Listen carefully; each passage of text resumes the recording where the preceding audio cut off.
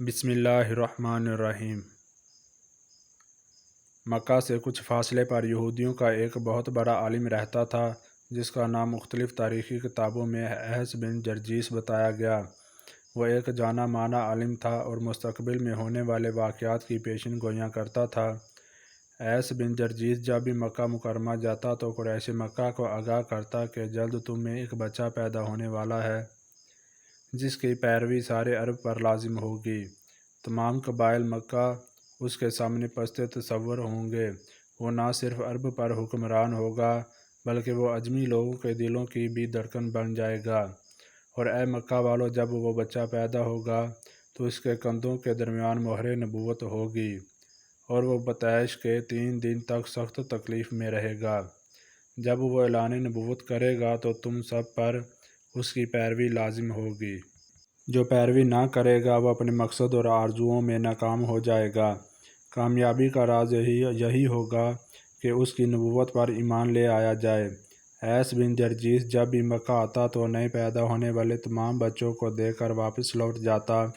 آہستہ آہستہ اس کی بات اس قدر مشہور ہو گئی کہ مکہ والوں کے جب بھی کوئی بچہ پیدا ہوتا تو وہ اس کو لے کر مکہ کی سرحد پر احس بن جرجیس کے پاس چلے جاتے کہ شاید انہی کا بچہ وہ مبارک بچہ بن جائے۔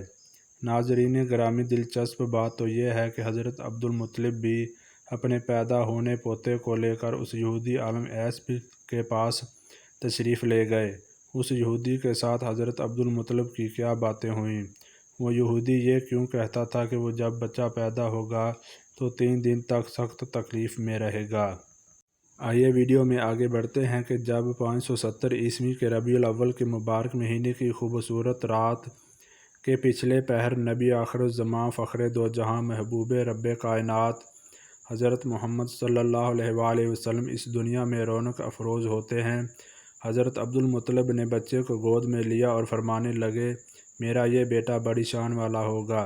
ایسا ہی ہوا۔ ایک طرف حضرت عبدالمطلب اپنے پیارے پوتے کو اٹھائے کھڑے ہیں تو دوسرے طرف کعبہ میں موجود اوندے منہ گر رہے ہیں۔ عمرو بن نفیل اور عبداللہ بن جعش نے جب دیکھا کہ ان کے خدا اوندے میں پڑے ہیں تو انہوں نے ایک ایک کر کے بتوں کو اپنی جگہ پہ رکھنا شروع کیا۔ جیسے ہی وہ ایک بت کو رکھ کر دوسرے کی طرف جاتے تو پہلے والا گر جاتا۔ وہ بہت دیر یہ عمل دہراتے رہے۔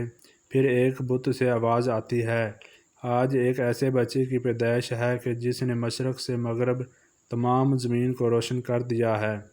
مکہ میں یہ پہلی دفعہ تھا کہ جب مشرکین کے خدا نے کلام کیا تھا۔ اس طرح نوشیروان کے محل ہلنے لگا اور اس میں بڑے بڑے شگاف پڑ گئے۔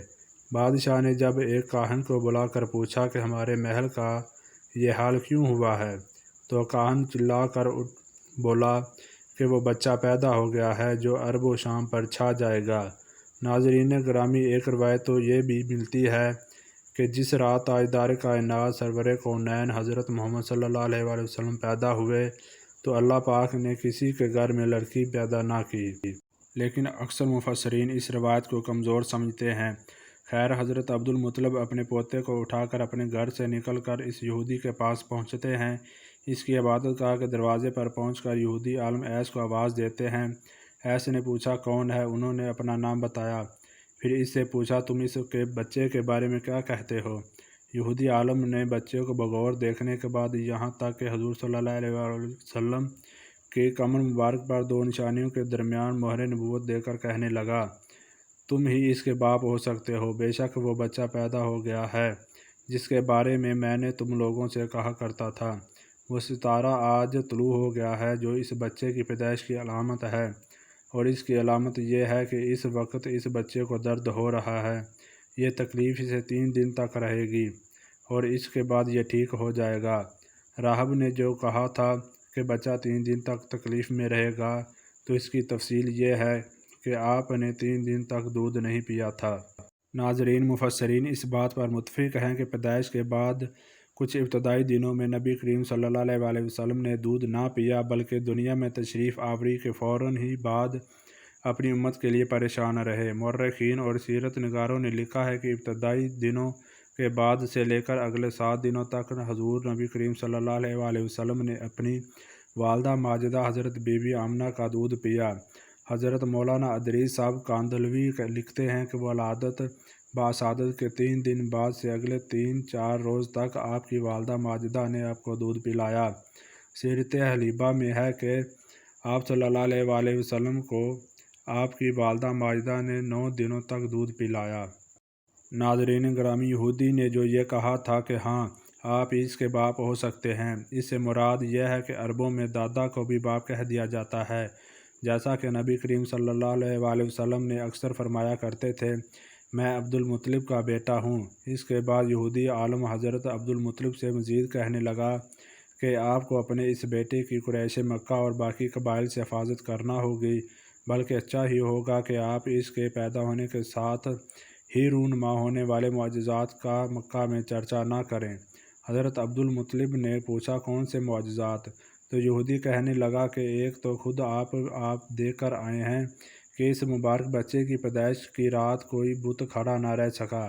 اس کے علاوہ باقی معجزات کا ذکر آپ سے آپ کے بیٹے حضرت عبداللہ کی بیوی حضرت آمنہ کریں گی، یعنی سب سے بہتر تو یہ ہے کہ آپ کسی کو کچھ نہ بتائیں، ورنہ لوگ اس بچے سے زبردست حسد کریں گے، اتنا حسد کریں گے کہ آج تک کسی نے نہیں کیا، اور اس کی اس قدر سخت مخالفت ہوگی کہ دنیا میں کسی اور کی اتنی سخت مخالفت نہیں ہوئی۔ پوتے کے متعلق یہ باتیں سن کر عبد المطلب نے ایسے پوچھا، اس بچے کی عمر کتنی ہوگی؟ یہودی نے اس سوال کے جواب میں کہا، اگر اس بچے کی عمر طبی ہوئی تو 20-70 سال تک نہیں ہوگی، بلکہ اس سے پہلے ہی 61 یا 63 سال کی عمر میں وفات ہو جائے گی، اور اس کی امت کی اوسط عمر بھی اتنی ہی ہوگی۔ حضرت عبد المطلب نے پوچھا کہ آپ کو یہ معلومات کہاں سے ملی ہے؟ وہ یہودی عالم کہنے لگا کہ بے شک تمام آسمانی کتابوں اور انبیاء کی پیشن گوئیوں میں ان سب باتوں کا ذکر موجود ہے۔ اللہ اکبر! اللہ پاک ہم سب کو نبی محترم صلی اللہ علیہ وآلہ وسلم کی شریعت پر مکمل طور پر عمل پیرا ہونے کی توفیق عطا فرمائے۔ بروز قیامت ہمیں نبی آخر الزمان صلی اللہ علیہ وآلہ وسلم کی شفاعت نصیب فرمائے۔ اے اللہ پاک، ویڈیو کے دیکھنے والے ہر انسان کی مشکلات کو دور فرما کر ہر کام میں خیر فرما دے، آمین۔